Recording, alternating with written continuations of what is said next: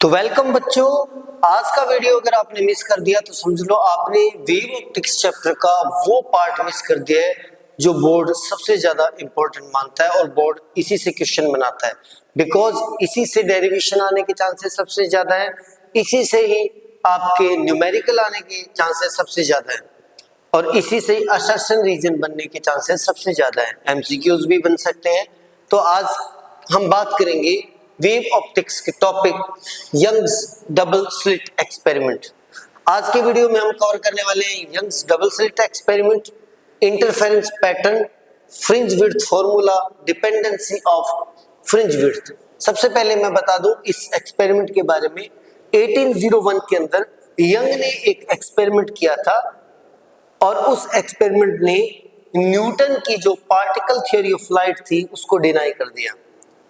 और इस एक्सपेरिमेंट को इसके जो रिजल्ट मिले थे इसको एक्सप्लेन करने के लिए particle theory of light fail हो गई थी और इसी एक्सपेरिमेंट ने हाइगन्स की वेव थ्योरी ऑफ लाइट को बहुत ज्यादा सपोर्ट किया था। बिकॉज इस एक्सपेरिमेंट का एक्सप्लेनेशन विदाउट हाइगन्स प्रिंसिपल के पॉसिबल नहीं है। हाइगन्स प्रिंसिपल क्या था वो मैंने प्रीवियस वीडियो में आपसे डिस्कस किया था। देन वेव फ्रंट्स की थ्योरी से इसको एक्सप्लेन किया जा सका।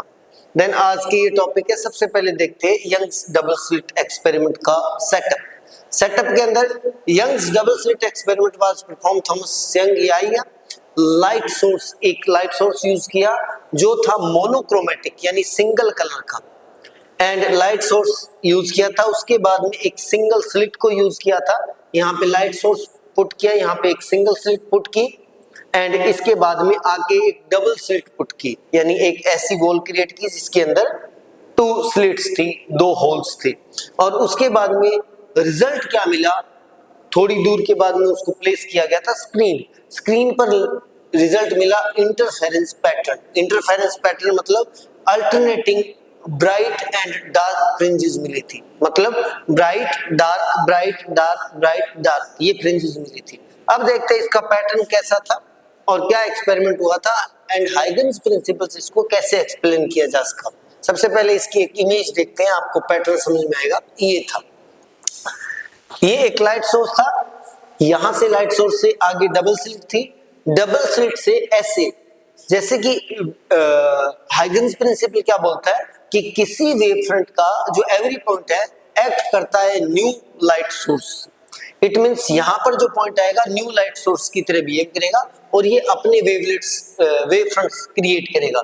ऐसे ये वाला जो है लाइट सोर्स है वो भी अपने वेव फ्रंट्स क्रिएट करेगा और ये दोनों वेव फ्रंट्स S1 के एंड S2 के वेव फ्रंट्स आपस में मर्ज होंगे। देन यहाँ पे इंटरफेरेंस होगा। इंटरफेरेंस मतलब मर्जिंग ऑफ लाइट या superposition of light. Clear.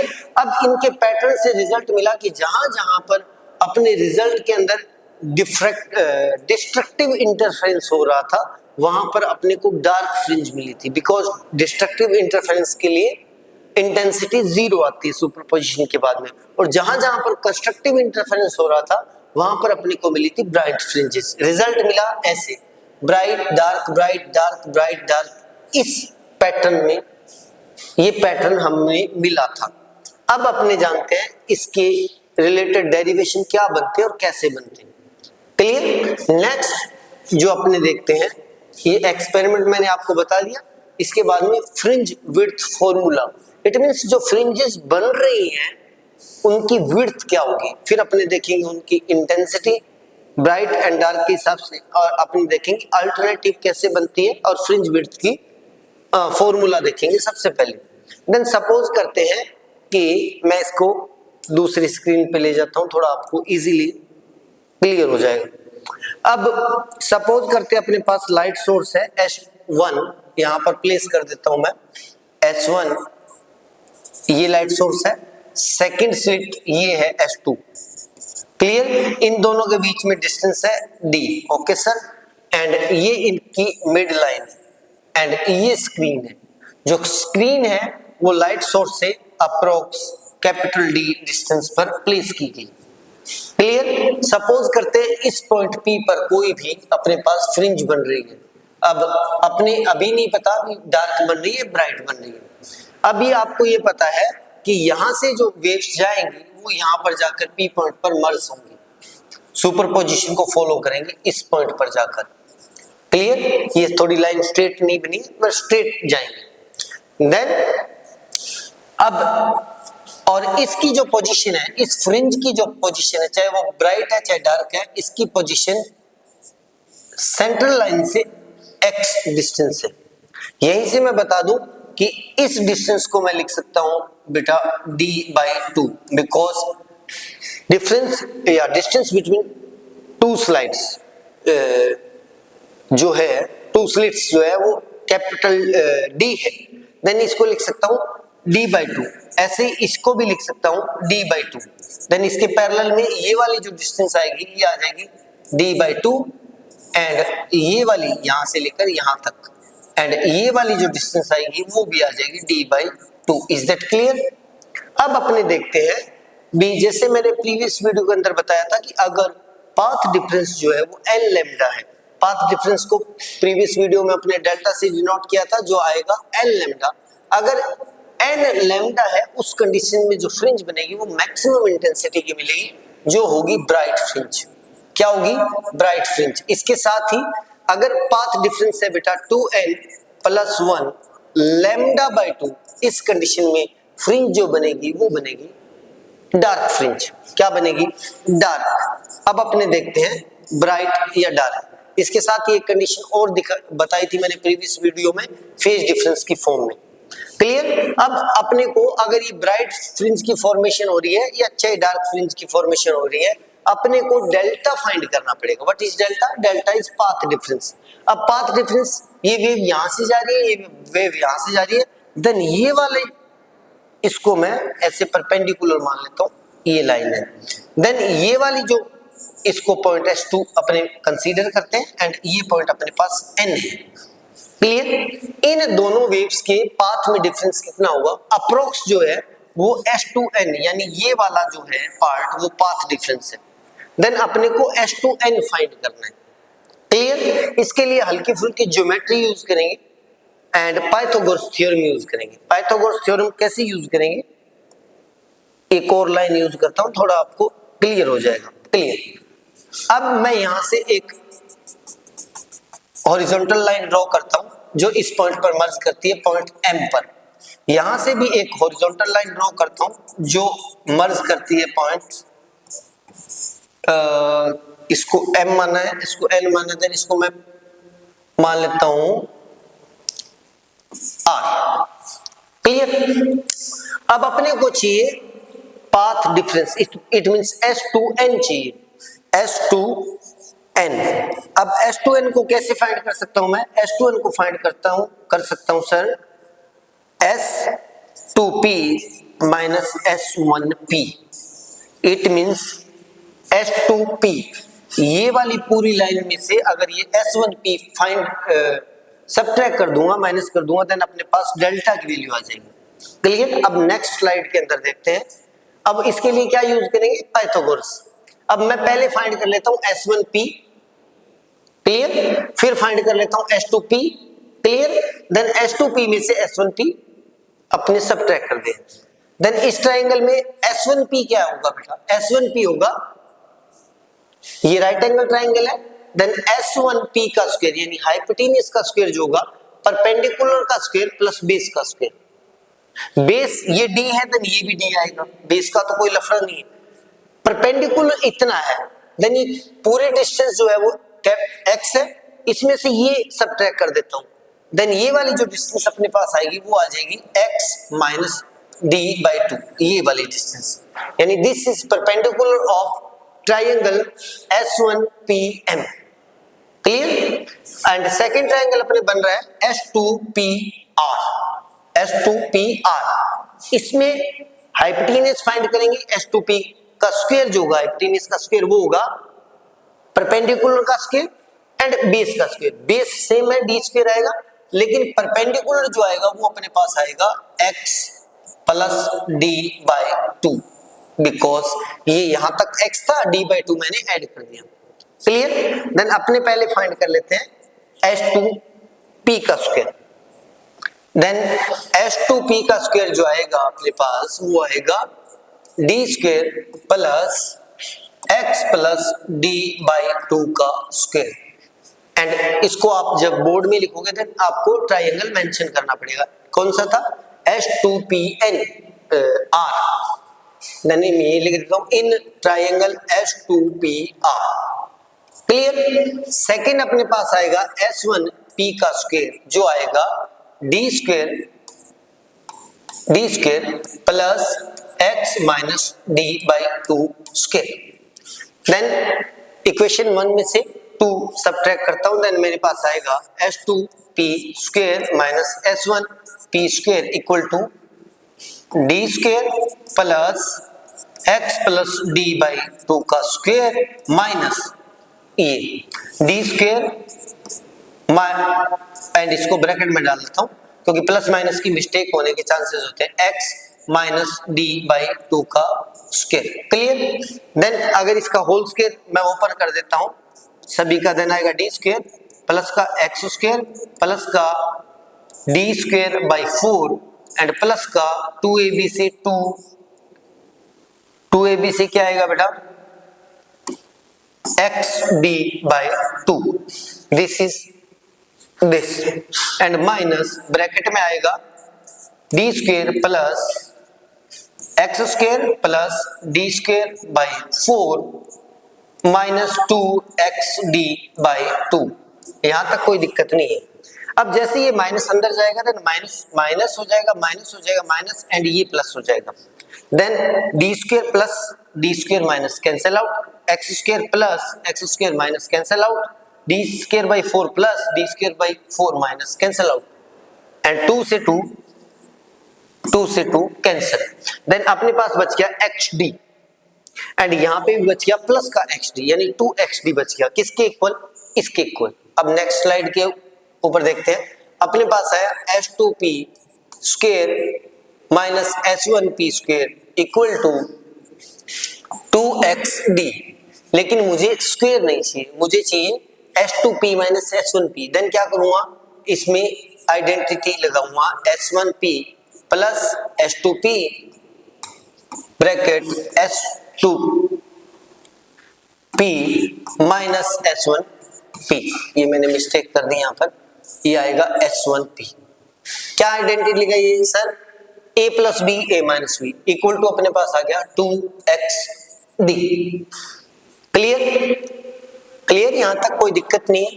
And h2p की जो वैल्यू मेरे पास आएगी h2p माइनस h1p ये आ जाएगी, ये उसके डिवाइड में जाएगा, देन आएगा 2xd upon h2p plus h1p।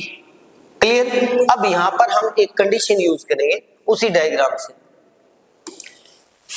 अब सपोज करते हैं P पॉइंट यहां पर सेंटर पॉइंट पर है, यहां पर सपोज करते हैं या सेंट्रल फ्रिंज अपने को मिल रही है यहां पर। देन सेंट्रल फ्रिंज अगर मिलेगी तो मैं एक डायग्राम बना देता हूं, बाद में इसको क्लियर कर देंगे। देन ये जो S1P आएगा वो ये आएगा एंड S2P जो आएगा वो ये आएगा। देन अपने इस कंडीशन के अंदर S1P एंड S2P को अप्रॉक्स D के इक्वल लिख सकते हैं। क्लियर। देन इसको मैं क्लियर कर देता हूं डायग्राम से। नेक्स्ट अपने स्लाइड में ये अपने पास आया था। देन आप एक कंडीशन लगा सकते हो for central fringe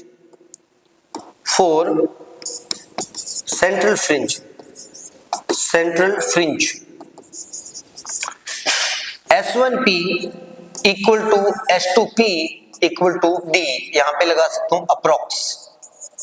clear. Okay sir. Then यहां पे D पुट करूंगा, यहां पे भी D पुट करूंगा, देन 2D आ जाएगा।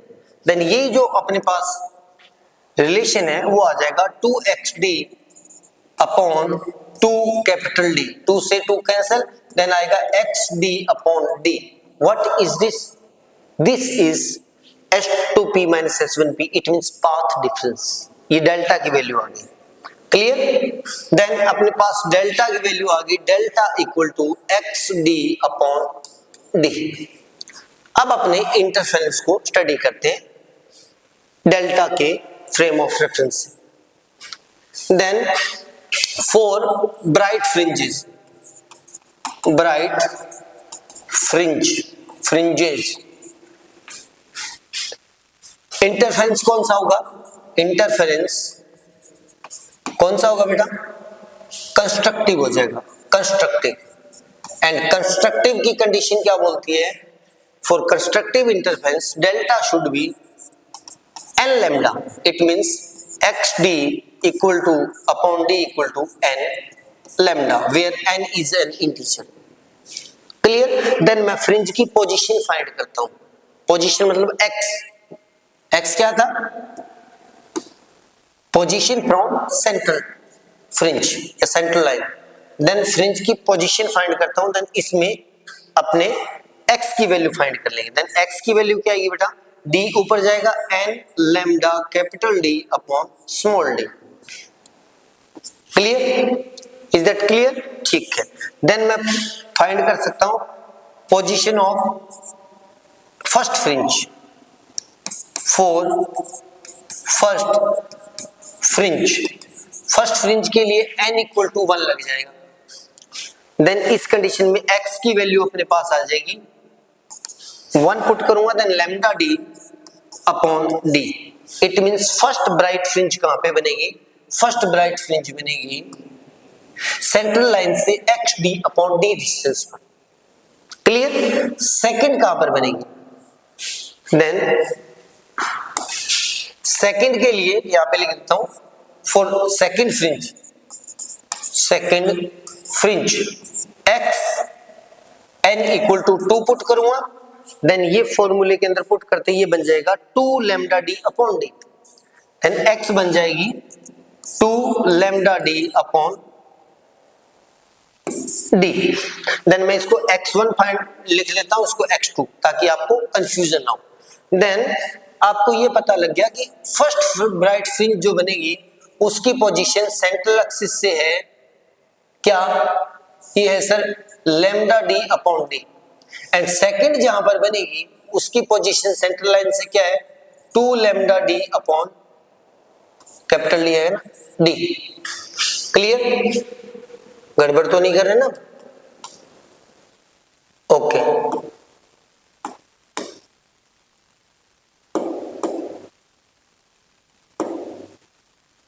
क्लियर? देन फ्रिंज पैटर्न में क्या बन रहा था? ये वाली अगर ब्राइट है, ये वाली अगर ब्राइट है, देन इनके दोनों के बीच में डार्क आएगी। क्या आएगी? डार्क आएगी। देन मैं क्या करता हूं, इसकी पोजीशन में से अगर ये वाली पोजीशन घटा लेता हूं, देन मेरे पास आ जाएगी fringe width of dark fringe. Clear? दोबारा फिर से देखो, ये इसकी पोजीशन ये है, इसकी पोजीशन ये है, देन मैं क्या करता हूं, इस पूरी पोजीशन में से ये वाली पोजीशन घटा लेता हूं, एंड यहां पर जो फ्रिंज बन रही थी वो पैटर्न के अंदर मुझे पता है कि ये सन डार्क बन रही थी। ये क्या बन रही थी?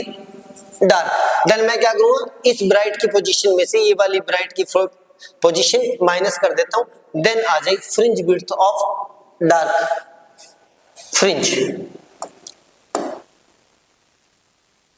देन यहां पे लिख सकता हूं बेटा fringe width of dark fringe क्या आएगी? x2 माइनस x1 यानी 2 lambda d upon d minus lambda d upon d, जो आएगी अपने पास lambda d upon d। Clear? ये आ गई अपने पास fringe width of dark fringe. अब चलते हैं नेक्स्ट, ब्राइट फ्रिंज बनाते। ब्राइट इंटरफेरेंस कर लिया ना आपने, कौन सा?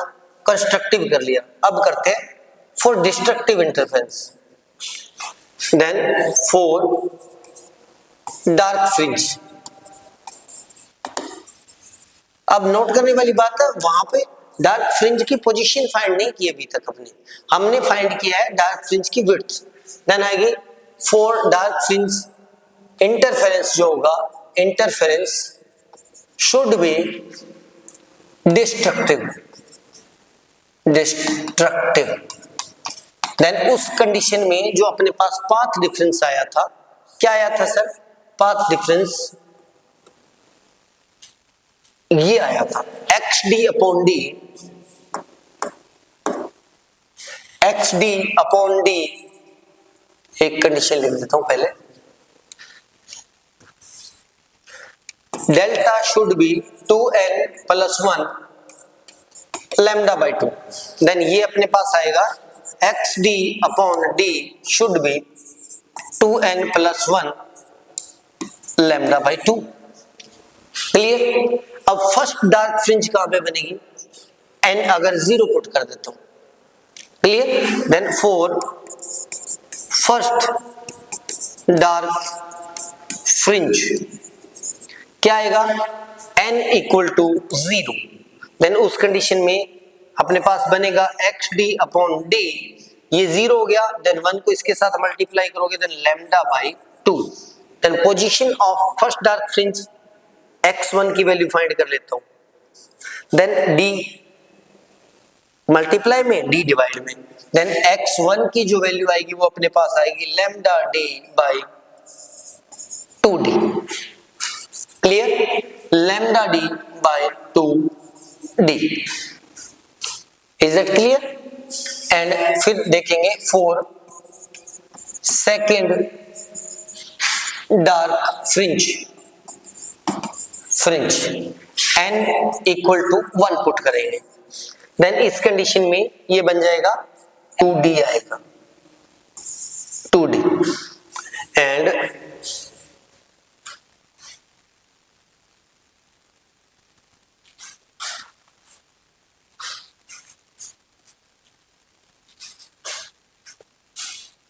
देन अगर इसको क्रॉस मल्टीप्लाई कर देंगे, देन x2 की जो वैल्यू आएगी वो अपने पास आएगी 3 lambda D by 2d। Clear.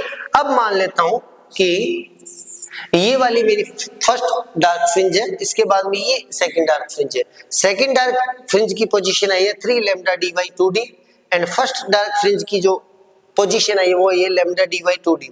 अब मैं क्या करता हूँ, सेकंड वाली डार्क में से अगर फर्स्ट वाली की पोजीशन सबट्रैक्ट कर देता हूँ, इस कंडीशन के अंदर मुझे जो विड्थ मिलेगी, जो इन दोनों का डिफरेंस आएगा, विड्थ ऑफ ब्राइट फ्रिंज के इक्वल आएगा, देन मैं लिख सकता हूं fringe width of bright fringe, fringe width of bright fringe. Clear, then मेरे पास आएगी x2 माइनस x1, x2 अपने पास आया था 3 लैम्डा डी अपॉन 2d, ये है 3 lambda D upon 2d minus lambda D upon 2d, LCM लेंगे 2d, देन आएगा 3 lambda D minus 2 lambda D, then आएगा lambda D upon d। Clear, sorry ये 2 नहीं आएगा, ये 1 आएगा, ये आएगा 1, देन ये आएगा 2 लैम्डा डी अपॉन 2d, 2 से 2 cancel, lambda D upon d। और ये नोट करने वाली बात है, यही फ्रिंज विड्थ आई थी ब्राइट की, और ये फ्रिंज विड्थ आई अपने पास डार्क की।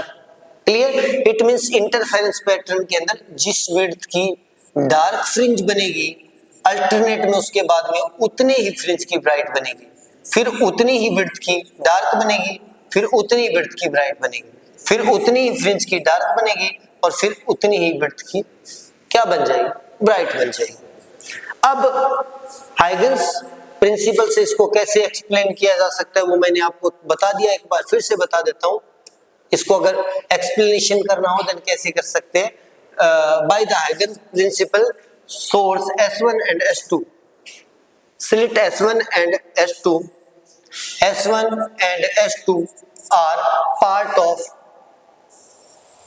a wavefront, then its point S1 and S2 act as a new source of light and produce secondary wavefront, and due to second merging of या superposition of secondary wavefront of S1 and S2, there should be two interference pattern, destructive and constructive, and so in result we get bright and dark fringes of same intensity alternating form। Clear. अब इसके बाद में अपने को क्या करना है, अब देखते हैं इस पे क्वेश्चंस कैसे बन सकते हैं। अब सबसे पहली बात, क्वेश्चन कैसे बन सकते हैं, आपसे फ्रिंज विड्थ का फॉर्मूला जनरेट करना पूछ सकता है, देन आप इस फॉर्म में कर सकते हो। क्लियर। और क्या पूछ सकता है सर, पूछ सकता है अगर आपको लैम्डा की वैल्यू दे दी जाए, डी की वैल्यू दे दी जाए, स्मॉल डी की वैल्यू दे दी जाए, देन आपसे बीटा, फ्रिंज विड्थ को बीटा से डिनोट करते हैं बेटा, बीटा की वैल्यू या फ्रिंज विड्थ की वैल्यू पुट कर सकते हैं, यहाँ पे वैल्यू फाइंड कर सकते हैं, ये न्यूमेरिकल बन सकता है। और क्या बन सकता है, और सर यहां से बन सकता है, ये फर्स्ट वाली यहां पर बनी है, सेकंड वाली यहां पर बन रही है, देन आपसे ये पूछा जा सकता है कि सेकंड जो एक अपने को न्यूमेरिकल दिया जा सकता है जिसमें लैम्डा की वैल्यू दे दे, कैपिटल डी की वैल्यू, स्मॉल डी की वैल्यू, एंड आपसे पूछ ले सेकंड फ्रिंज की position from central fringe, from central line, and third fringe की पोजीशन, ऐसा भी पूछ सकता है। ऐसा भी पूछ सकता है कि फिफ्थ ब्राइट की पोजीशन एंड सिक्स्थ ब्राइट की पोजीशन, ऐसा भी पूछ सकता है सेकंड डार्क की पोजीशन या फर्स्ट डार्क की पोजीशन, ऐसा कोई भी क्वेश्चन बन सकता है, डेरिवेशन बन सकता है, ये न्यूमेरिकल भी बन सकता है, बिकॉज ज्यादातर बच्चे हो सकता है इस डेरिवेशन को रट के जाए और न्यूमेरिकल के टाइम पे उनको फॉर्मूला याद नहीं रहेगा। और क्या बन सकता है, और सर इस पे बन सकता है नेक्स्ट स्लाइड वाला, नेक्स्ट स्लाइड पे जो मैंने करवाया है, फ्रिंज विड्थ फॉर्मूला अपने पास आ गया, एंड नेक्स्ट बन सकता है डिपेंडेंसी ऑफ फ्रिंज विड्थ, यहां से बहुत अच्छा क्वेश्चन बन सकता है। अभी अपने फ्रिंज विड्थ फॉर्मूला फाइंड किया था, जो अपने पास आया था lambda D upon D, fringe width क्या आई थी बेटा, मेरे पास फ्रिंज विड्थ आई थी, फ्रिंज विड्थ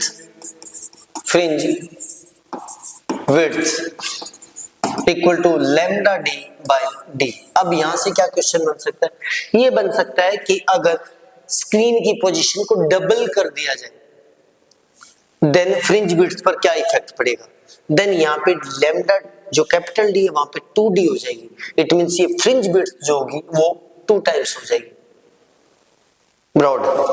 ऐसा हो सकता है कि